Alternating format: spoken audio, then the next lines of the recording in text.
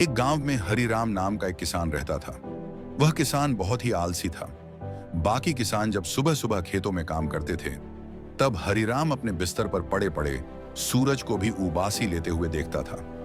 गांव के लोग अक्सर उसका मजाक उड़ाते थे, जिसका खेत आराम करे उसकी थाली खाली रहे। लेकिन हरिराम को इन बातों से कोई फर्क नहीं पड़ता था। इधर उधर की बातें करना। धीरे धीरे उसकी हालत ऐसी हो गई कि खेत बंजर हो गया, घर में अनाज खत्म हो गया और अब तो उसे उधार भी कोई देने को तैयार नहीं था। उसकी पत्नी और बच्चे भी परेशान थे, लेकिन हरिराम के कान पर जूं तक नहीं रेंगती थी। वह बस यही सोचता था कि किस्मत खराब है, भगवान। एक दिन गांव में एक साधु आया। उसने हरिराम की हालत देखी और कहा, मैं तुम्हारी मदद कर सकता हूं। मेरे पास एक मंत्र है जो खेत की उपज को दोगुना कर सकता है, लेकिन इसके लिए तुम्हें रोज सुबह सूरज निकलने से पहले मेरे पास आना होगा।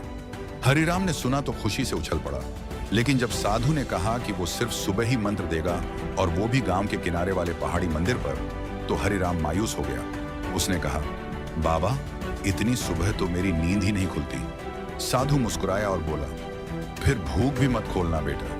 तो यह बात लग गई। मजबूरी ने उसे धक्का दिया। अगले दिन वह किसी तरह लड़खड़ाते हुए सुबह सुबह मंदिर पहुंचा।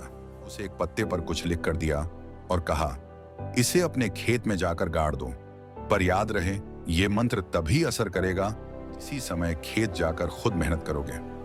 हरिराम रोज आता रहा, पसीना बहाता रहा और दिन ब दिन खेत अब उसके घर में फिर से अनाज आने लगा। कुछ ही महीनों में हरिराम पूरे गांव के। एक दिन उसने साधु से पूछा, बाबा, वो मंत्र क्या था? साधु हंसा और बोला, बेटा, वो कोई मंत्र नहीं था। वो तो बस तुम्हारे आलस को झटका देने का तरीका था। असली मंत्र तो तुम्हारी मेहनत थी। मैंने तुम्हें सिर्फ शुरुआत करने की ठोकर दी।